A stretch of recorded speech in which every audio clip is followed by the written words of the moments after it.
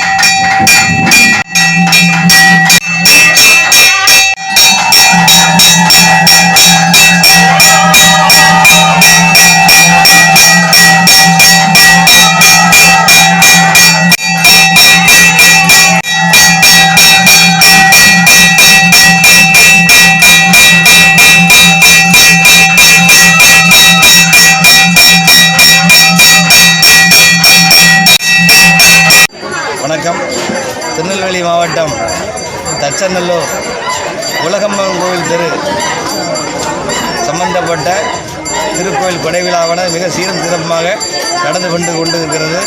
இந்த கும்பாபிஷேகமானது மூன்று கும்பாபிஷேகம் முடிந்து இப்பொழுது கொடை விழா வெகு விமர்சையாக நடைபெற்று கொண்டு இருக்கிறது.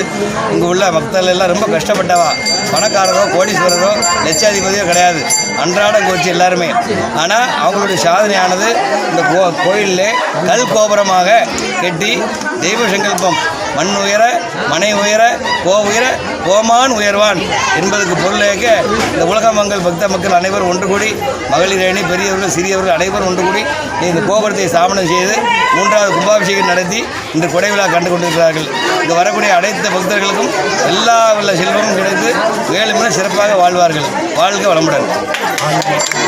காளியம்மன், தங்கம்மன் 3 அம்பாளும் ஒரே மூலஸ்தானத்தில் ஒரே பீடத்தில் அமர்ந்து அருளாட்சி செய்து கொண்டிருக்கிறார்கள். வாழ்க வளமுடன்.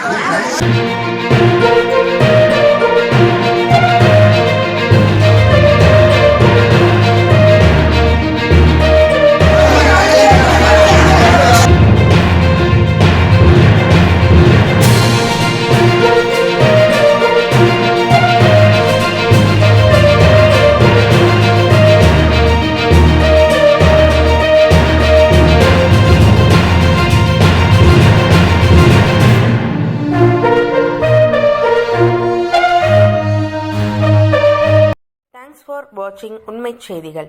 நெல்லை செய்திகளை உடனுக்குடன் தெரிந்து கொள்ள சேனலை சப்ஸ்கிரைப் பண்ணுங்க, லைக் பண்ணுங்க, ஷேர் பண்ணுங்க.